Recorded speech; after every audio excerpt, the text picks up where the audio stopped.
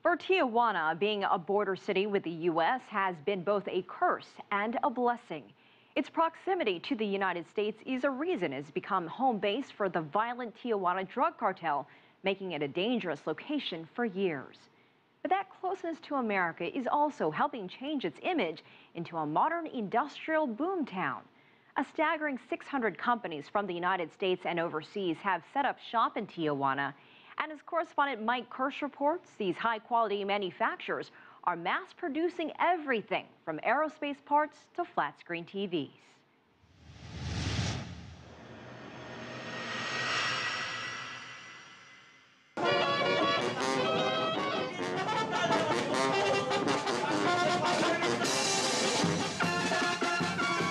In the eyes of many world travelers, Tijuana, Mexico has long been seen as little more than a tourist trap across the U.S. border for cheap souvenirs and tequila, and for its prostitutes peddling their services on the back streets of Avenida Revolucion.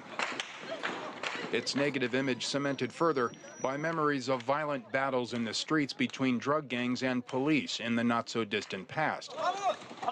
Particularly this shootout back in 2008 that saw kindergarten children caught in the crossfire, having to be rescued from harm's way by authorities.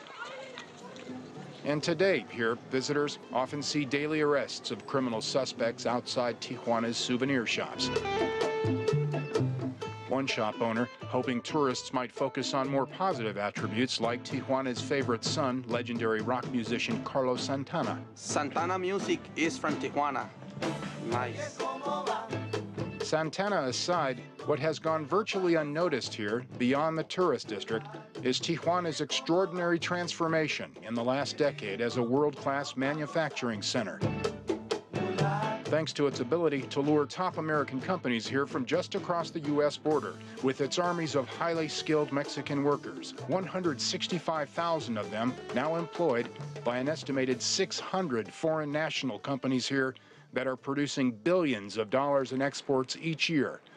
A business boom said to be directly responsible for turning this once impoverished town of 3 million citizens into a modern middle-class metropolis, with elegant gated communities rivaling those across the border in San Diego, California.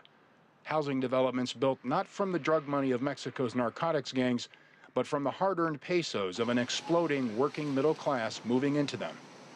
A point man for Tijuana's rise as a global manufacturing giant is Tijuana native Flavio Olivieri, CEO of the Tijuana Economic Development Corporation. His nonprofit agency facilitating the arrival of foreign multinational firms keen on doing business in Tijuana. In the electronics sector, we have Samsung from Korea, and they manufacture here their large format TV sets. And not just a handful of them, but 17 million Samsung flat-screen TVs with their Made in Mexico stamp are exported each year from Tijuana to retailers across the border in San Diego and across the United States and to the European continent. As well, Japanese electronics giant Sony has made Tijuana a major manufacturing base for its flat-screen TVs. Toyota has a huge plant on the outskirts of Tijuana, producing the popular Tacoma pickup truck for export in the United States. U.S. aerospace giant Honeywell employs nearly 15,000 local workers manufacturing aerial defense systems for the U.S. military. So impressive are Tijuana's manufacturing capabilities and output that the city of San Diego has become the first U.S. city to open a binational affairs office in Tijuana to encourage more U.S.-Mexico business partnerships, says Office Director Mario Lopez, a Tijuana-born Mexican-American who commutes to and from Tijuana almost daily by San Diego's trolley line to the U.S.-Mexico border. We think this as a mega region, the only way to really thrive is about, instead of competing and looking at each other as different terms, is actually in creating synergy between what's happening in one city and the other. That's the only way in the long term that we're going to be able to compete with other places in the world. Though being able to compete, say human rights groups, should not come at the expense of the Mexicans doing the work here, who they claim have historically been among the most exploited in the world. While industrial parks like these across Tijuana have created thousands of jobs, there remains a contentious issue with many workers: low wages. The minimum wage in Mexico, for example, is almost 5 times lower than the $7.25 an hour workers earn in the United States. Admittedly a controversial issue. The hour wage is about $1.50, stuff like that. Now, some people might say that's not a lot of money. Well, it's not a lot of money compared to the U.S., of course. It is more than other parts of the world and other parts of Mexico. Olivieri says an example of how working conditions and benefits have improved here in recent years is the U.S. company DJO Global and its manufacturing plant in Tijuana, voted one of the top 3 best places to work in Mexico for 2 years running. Esto crea una fuerza laboral adaptable. The workforce here in Tijuana is unique because it was exposed to different companies. If I hire someone right now, most likely that worker already worked for a Japanese, French, American, or Mexican factory and has the ability to improve our system. You can't find that type of worker in the rest of the country. Que no se encuentra necesariamente en el resto del país. Its 2,000 employees assembling orthopedic products here are offered everything from free college education, providing they stay with and move up in the company, to home loans, to free health care, to a weekly discount farmers market set up out front of the plant to save employees the time and expense of food shopping elsewhere each week.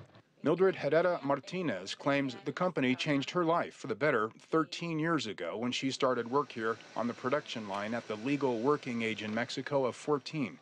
Her hourly wage has risen from $1.50 to $5 an hour. Tengo mi casa, tengo mi carro. I have my house and a car, loans for those. I'm able to afford the daily expenses on the salary they pay me. And I'm inspired to earn more as I raise my child. Tijuana's business leaders say the city's manufacturing boom is slowly sending a message to its American neighbors to the north that Mexicans, when given the opportunity, are capable of and happy to find jobs in their own country, rather than crossing the border illegally for employment in the United States. You know, the perception of Mexico has been very negative, and it's been played very strongly by the media in downplaying the capabilities and the opportunity with Mexico. As for the issue of crime and security in Tijuana, Olivieri says drug war violence today is almost non-existent around the city. And while everyday crime still exists here, he says, it's no more than in any other major city around the world.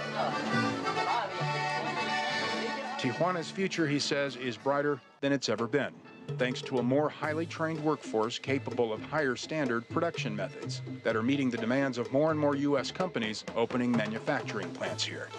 That has Mexicans these days feeling quite proud.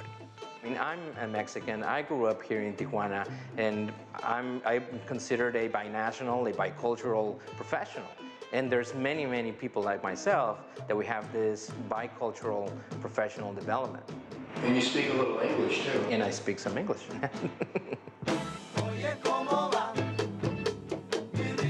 In any language, Tijuana is making its mark as a global manufacturing leader.